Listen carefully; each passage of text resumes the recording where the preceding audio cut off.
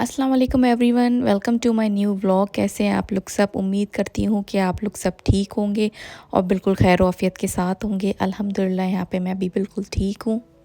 आज मैं आप लोग के साथ शेयर करूँगी अपनी किचन की ऑर्गेनाइजेशन टिप्स कि मैंने किस तरह से अपने फ्रिज को और अपने कैबिनेट को किस तरह से ऑर्गेनाइज़ किया है।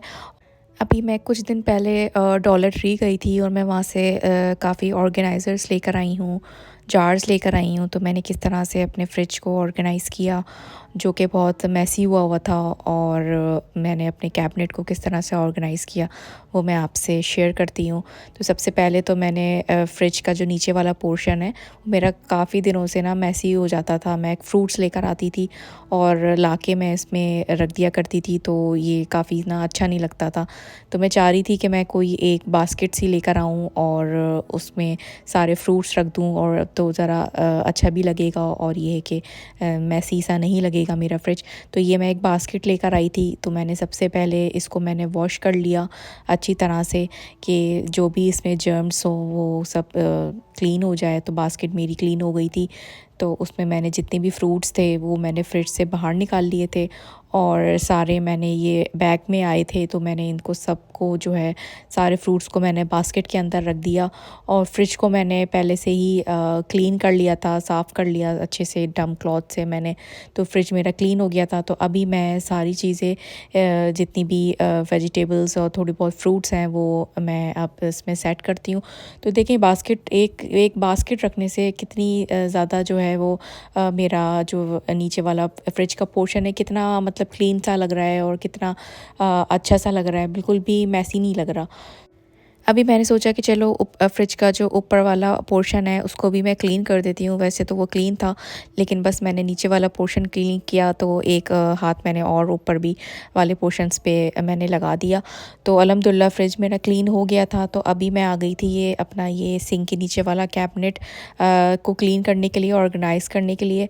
तो इसमें मैंने काफ़ी जो है ना स्प्रे की बॉटल्स, जो ओवन है उसको क्लीन करने का, और जो ब्लीच वाला स्प्रे होता है उसको क्लीन करना, और ओवन क्लीनर, ये सब जो है स्पंज हो गए, ये सब जो है ना एक तरीके से बिल्कुल बस मैंने रखे हुए थे।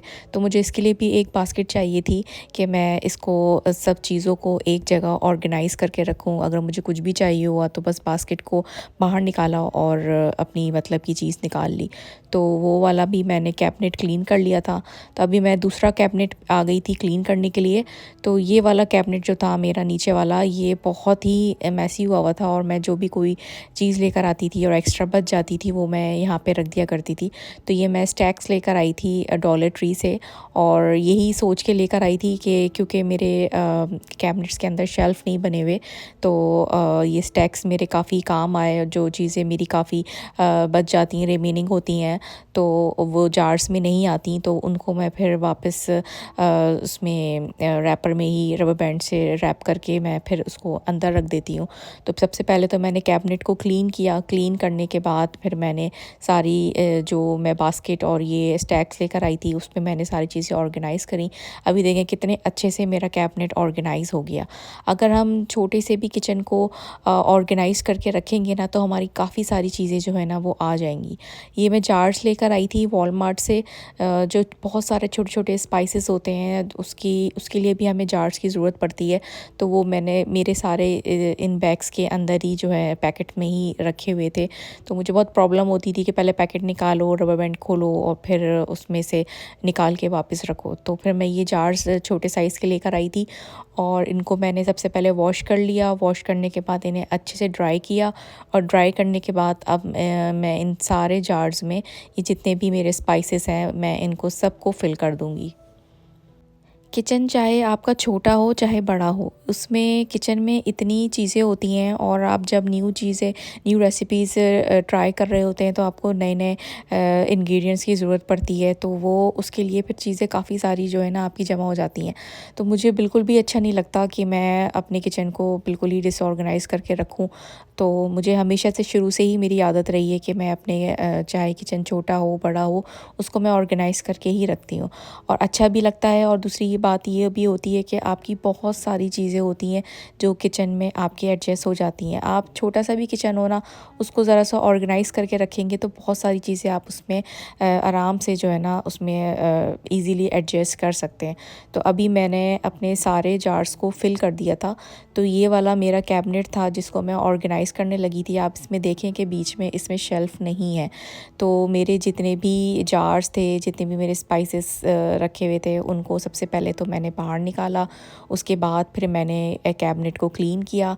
अच्छा, ये कैबिनेट के अंदर इन्होंने एक बहुत ही अच्छा नहीं किया हुआ। ये इन्होंने एक प्लग जा रहा है जो कैबिनेट के अंदर है, और एक तार भी जा रहा है, जिसकी वजह से मुझे बहुत प्रॉब्लम होती थी। चीज़ें मेरी जार्स जो थे ना वो डिसबैलेंस रहते थे, बैलेंस में नहीं रहते थे।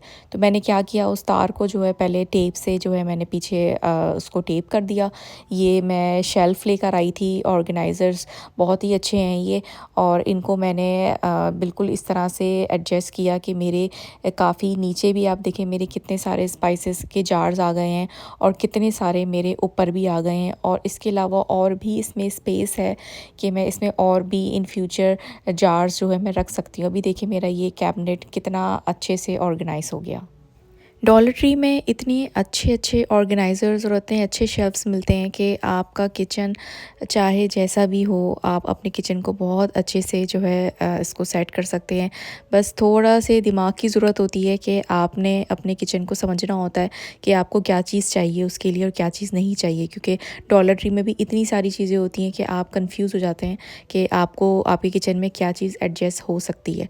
तो अल्हम्दुलिल्लाह मेरा ये बहुत एक बड़ा सी प्रॉब्लम थी, जो मुझे बहुत ये वाला कैबिनेट मेरा बिल्कुल भी सही नहीं होता था। मेरी समझ में नहीं आता था उसको मैं किस तरह से एडजस्ट कर सकूँ, और किस तरह से मेरे छोटे वाले जार्स भी जो हैं वो आ जाएं। तो अल्हम्दुलिल्लाह मेरी एक बहुत बड़ी प्रॉब्लम जो है ना सॉल्व हो गई। तो अभी ये मैं एक बड़ा वाला जो है जार लेकर आई थी।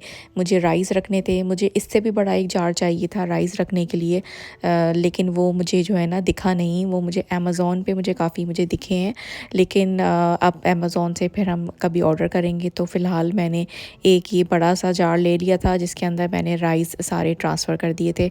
तो अभी मेरा काम अल्हम्दुलिल्लाह हो गया था। तो अभी मैंने शाम के लिए ये रिफ़्रेशमेंट रेडी किया था, और आलू के समोसे और काले चने और दही बड़े।